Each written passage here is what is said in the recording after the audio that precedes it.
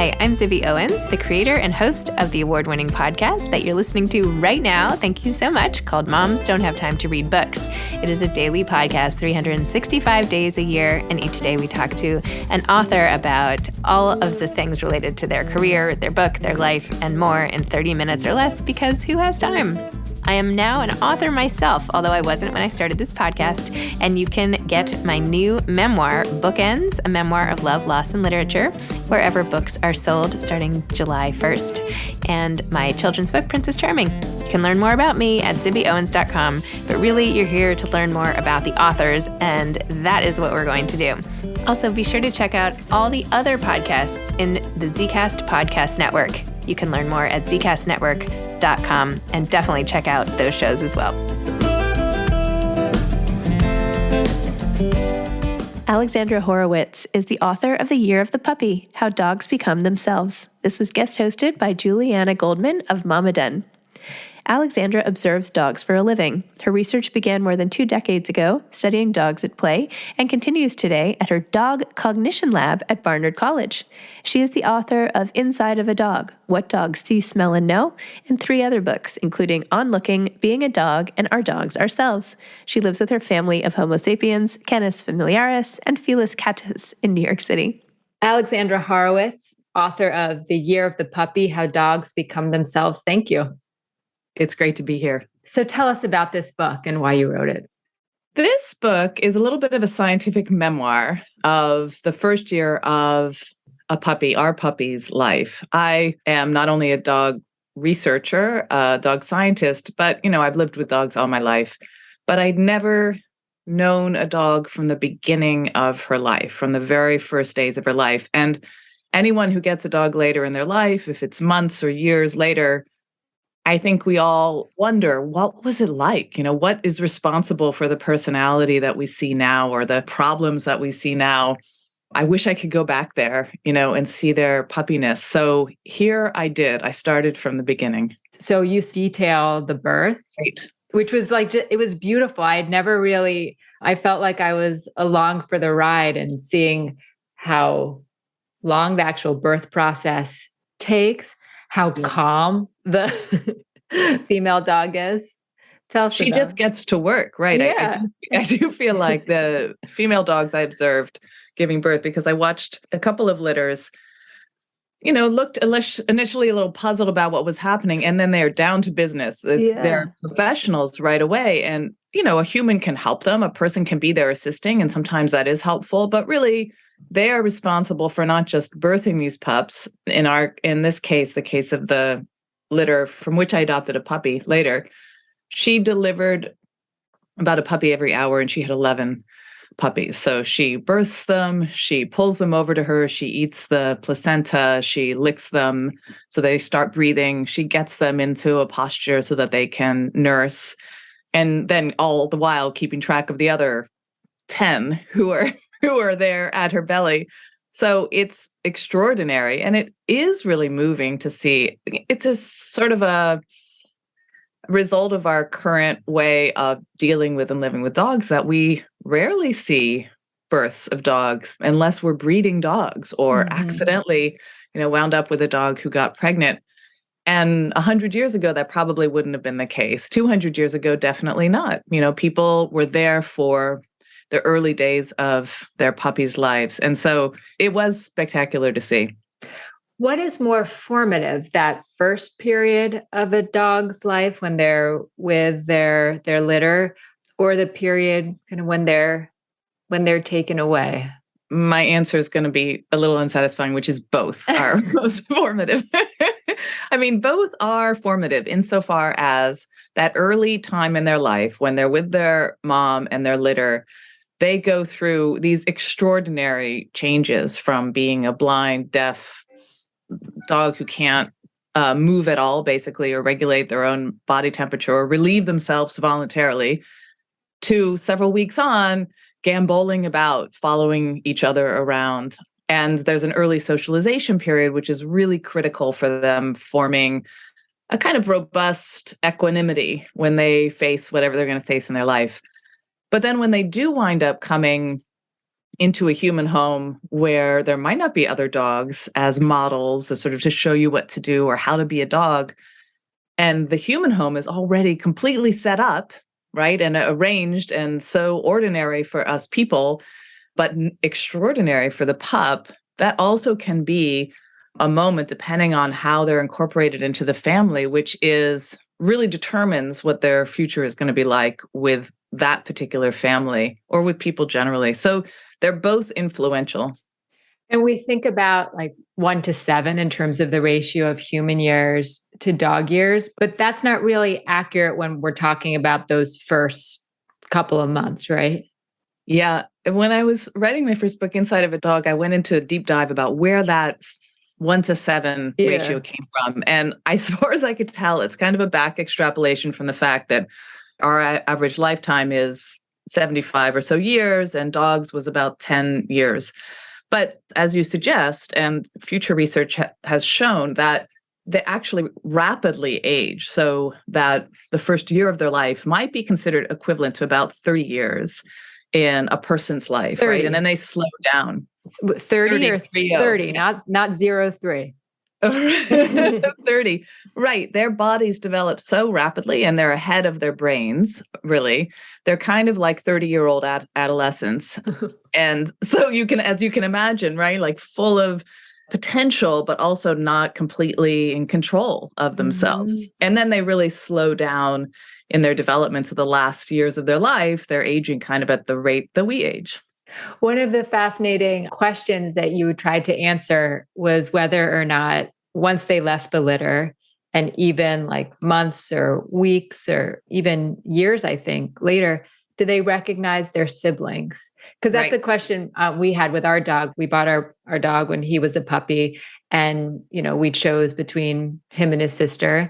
And we always said we should have also brought home his sister. What did you find out? Well, these pups were separated at about 9 weeks from each other and from their mom. And then they were reunited later, right? And I saw no signs of recognition of their siblings. So, some people say to me, I feel so guilty that I took this puppy away from her mom, for instance. But mom is done with the puppies at that point. Yeah, that was so interesting how the mom begins that process. Yeah, she is part of not just helping them survive in the first weeks, but then helping them become independent. Yeah. And, if we remember also female dogs could have a litter twice a year. They're fertile twice a year. So frankly, evolutionarily, they're ready to almost go into another round potentially. And they have to get this litter out from under them. They're taking a lot of resources from her. So that's part of their learning to be independent. Now, that isn't to say they wouldn't in some distant way have like a memory of each other. And there has been research that shows that both the mom and the litters, if they're given a blanket with the scent of, the mom's young or the litter's siblings or mom, they will prefer that. They'll prefer to lie on it than a blanket with the scent of a dog they don't know. But when they see each other in person, if they've only been together in person, in dog, if they've only been together for the first 9 weeks of their life, there doesn't seem to be a lot of recognition. You call this a scientific memoir, and I want to talk about your own experience through writing this and the relationship that you forged with Quid. Quiddy, you go through all the names and nicknames. But you say that at one point in the book, you write that the dogs are the best teacher of all. What did you learn about yourself through this process? I thought that since I adore dogs in general, I was living at the time with several dogs who I adored and admired, that it would be easy for me to add another dog to this fray. And it really wasn't. It took a long time for me to fall in love with her, I think. Partly, I think, because I was scrutinizing her so much, right? This dog scientist in me was observing her very carefully, maybe over carefully, and looking at behaviors that I thought might be harbingers of future behaviors. My husband and son just loved her right away. They had more of like that pure visceral experience, but I stayed a little bit distant from it. And I do think that that is the case for many people. And you shouldn't expect that this dog will come into your life and then just instantly they're part of your family, right? Instantly you're responsible for them and they start looking to you for how the world's going to run. But that doesn't mean that the bond is always instant. And so I did wind up writing about that, and I hadn't expected to feel that way, frankly. But I've gotten some nice feedback that people felt reassured that even a dog scientist was not confident that I'd made the right choice. Do you think you purposefully tried not to get too close? No, I would love to have been completely head over heels for her. I think that in retrospect, what I saw was that our two other dogs, Finnegan and Upton, were older. They were about 12 when we also adopted Quid. And in some ways, having a puppy around, rejuvenated them. But in other ways, it felt like her vitality was matched by, especially Finnegan's diminishment of his life and, suddenly quick decline toward the end of his life. And I just adored Finnegan. Finnegan is in all my other books. He, has been this longtime companion and was just like the perfect, charming, sweet dog, the way some people feel about their heart. I see you tearing up right now just talking about it. Oh, it was, and we lost him this January, and I wrote an obituary for him as well. And I think that actually, and then Upton died a month later, and Quid was 2. After both of them passed, it was a lot easier to look at Quid and say, oh, I really appreciate you for who you are, right? I think that simple sentiment, appreciating for who they are, is what sometimes stands in the way from people really getting along with the dog in their house, right? They're behaving badly. They're energetic when we want them to be quiet and quiet when we want them to be energetic. But we really have to see that this is the dog we have, their individual personalities, and try to find some middle ground with that. You alluded to some of Quid's behaviors that you were concerned were indicative of like future issues. And that is definitely the dog owner, not the dog scientist hat that you were wearing. What were some of those, can you give an example of one of those behaviors that the dog scientist and you would have said no, that's right. Not necessarily a bad sign for the future? Sure, I have a perfect one, which is that she was really barky. She would bark at all the things, the new thing, the sound she hears, the squirrels she wanted to chase. She just expressed herself by barking, and she had a very shrill bark. I've lived with dogs who don't bark at all, and that's pretty useful if you live in New York City, for instance, as I do. And on the other hand, if you look at it as a scientist, which I can do at the same time, I kind of hold these two things in my head at once.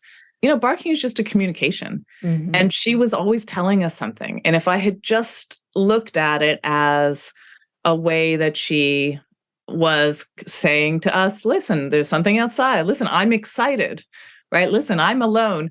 Then you see, okay, right? That's all that is. I'm certainly not going to scold you for trying to communicate. In fact, barks probably evolved in dogs as dogs' attempts to communicate with humans, because wolves don't bark, and barks are right at the same frequency range as speech.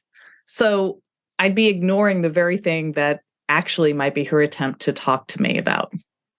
And I also thought it was fascinating because, like many others, you adopted a dog during the pandemic. So this is a pandemic puppy. Yes. And you talk about how some of the things that you would normally do with a puppy, like taking them for a walk and hearing people coo over, oh my God, that's the cutest dog. And that makes up for some of these other behavioral issues. Right. They go hand in hand, and you weren't able to have that.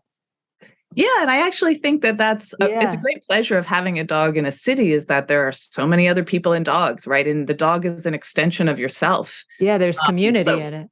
Yeah. Somehow I think that we often think of, me included, the compliment of our dog as a compliment, a personal compliment. Of course it is. Yeah. And we had none of that. We were, if we were anywhere near other people, this was peak pandemic, they moved away from us, right? And so we missed that. And more important, we missed continued socialization. And a lot of people with pandemic puppies miss continual socialization, where she could just get used to encountering new things, new people, new dogs, new cats, new sounds, fire trucks, bicycles, whatever. So we wound up having to, very assiduously go out and find places where she could be socialized and have encounters with lots of things. And that helped a huge amount. But it wasn't just a matter of course. We had to do it really intentionally. Is that one of the things that surprised you while you were working on this?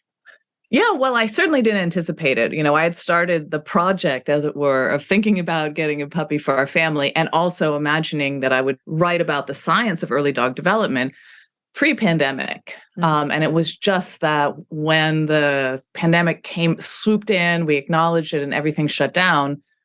I was watching one litter and I realized, oh, I bet it's this litter that we're going to adopt a dog from because nobody's going to let me into their house to watch the pups grow up.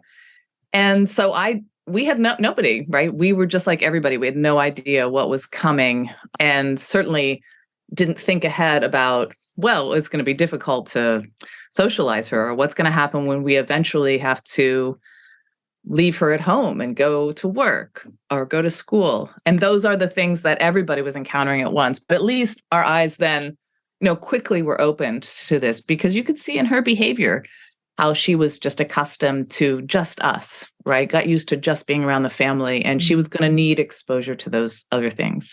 I love it. It's like dog cognition scientists. They're just like us. Exactly. Well, they really are. They've just spent more time like watching slow motion videotapes of dogs behaving maybe than you have. Yeah, I love you say at one point, if I can say there's any difficulty involved in being a dog cognition researcher, and really there is not. It's simply that we can be too close to our subjects to see them well. Once we start thinking we know what we will see, we stop seeing and the science stops. We need to be agnostic, not ready to feel certain that we know what a dog means by a gesture or what they might do next. Yeah, I love that you highlight that. I think that just like everybody who lives with dogs, even as a scientist, you have expectations or kind of assumptions about what the dog is doing or what they're about to do or who they are. And the best posture you can take, really in both positions, is to be a little agnostic and let them show you for themselves. After going through this and writing about it and studying yourself through raising a puppy, having other dogs, like what is your advice now, your cheat sheet for people as they bring a puppy into their home? Well, first, you don't have to get a puppy. It's also really nice to get an older dog. I would say come in expecting that they won't be who you think they'll be. Come in with fewer expectations and come in realizing that there is no set of tricks or things that you can teach them that's going to make them miraculously understand what it's like to live in a human household. And that's going to make them bond with you immediately. They're going through an early part of their life, puppyhood, adolescence, being a teenager. And once you realize that those phases are happening, it's a lot easier to just, shepherd them through it, as opposed to being concerned that they're not perfect yet, they're not doing all the behaviors we want yet. Be patient, essentially. Can you tell us about the Dog Cognition Lab at Barnard? What exactly is it? What is it? Yeah. Well, I started doing research into dog behavior with an interest in trying to find out what they know or understand when I was a graduate student. And when I came to Barnard after grad school, I was still doing small experiments with dogs. And these are behavioral experiments where basically you show them things and ask which one they choose, for instance, or point at one or the other and see if they follow your point. Simple experiments, sort of like games for the dogs. And I'd also gotten really interested in the fact that we as dog owners seem to know all about what dogs know and understand, right? As though there doesn't need to be a science. So I was testing our assumptions too. And then there were students who wanted to work with me. There was no such thing as a dog cognition lab. When I started, I think I started the first one in North America. When did you start it? 2008.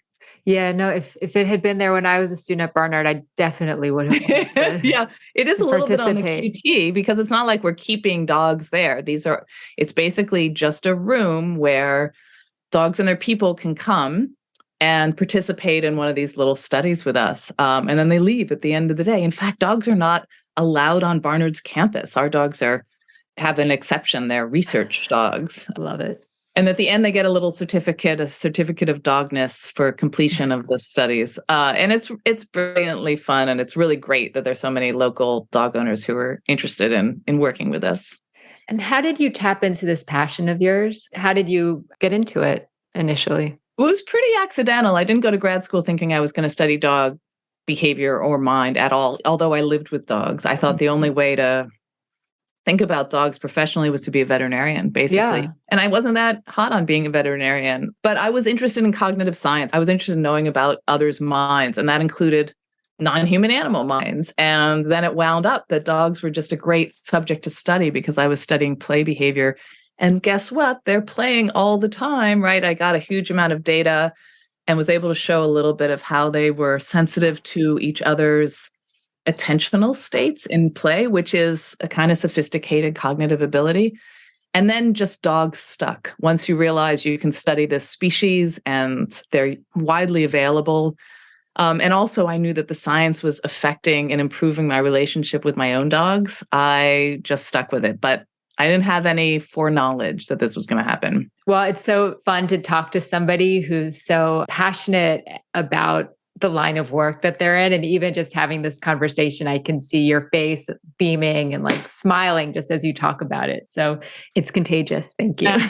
That's great. Well, I mean, other scientists come in this field. I do hear from a lot of young students who are interested in this science. And I'm like, this is great. This is, you have your passion and you have a scientific method, and the two of them can meet with this study subject. What do you think is the most misunderstood trait of dogs? I do think we still treat them a little bit as furry humans. So, as you know, I'm very keen on the olfactory prowess of dogs and talking about how actually it's not just that they have a good nose, that they can smell some things that we can't, but it's a profoundly different way of seeing the world, that they're seeing the world through smell. And that kind of redefines everything about their experience. They recognize us by smell. They recognize each other by smell. They're seeing what happened on the street before they even got to the street because it's written in smells, right? So I think that's kind of misunderstood. We assume that because they're sitting alongside us on the sofa, they kind of are in on it with us, right? They know exactly what's happening. I don't think I'm going to get this totally right, but there was like a statistic in your previous book that talked about, was it like if you poured a cup of salt into a pool, they could smell? Was it a cup or was it? It was 2 teaspoons of sugar. 2 teaspoons of sugar in an Olympic-sized swimming pool. Right. They would be able to detect the sugar in that pool. Right. Their olfactory acuity is very, very strong for so many substances. Some, we have perfectly good noses. If we stuck our nose in things and really sniffed, we would smell a lot more things than we do. But they're smelling this constantly. They have a way of like circular breathing so that they're never kind of getting the smells out of their nose, as we often want to do on a New York City street in the summer.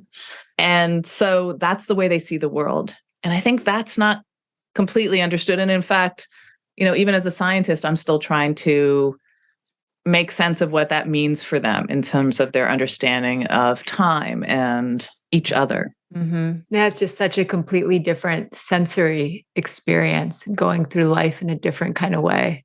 Absolutely. And I think that there has been this interesting side effect of the pandemic of COVID in particular, which it took a lot of people's smell temporarily.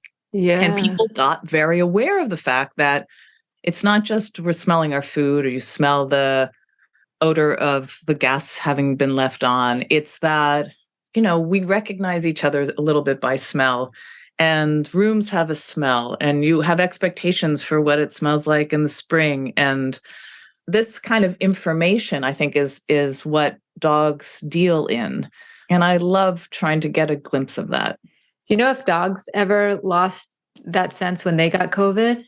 I don't know. Well, very few dogs did, as far as I know, get COVID.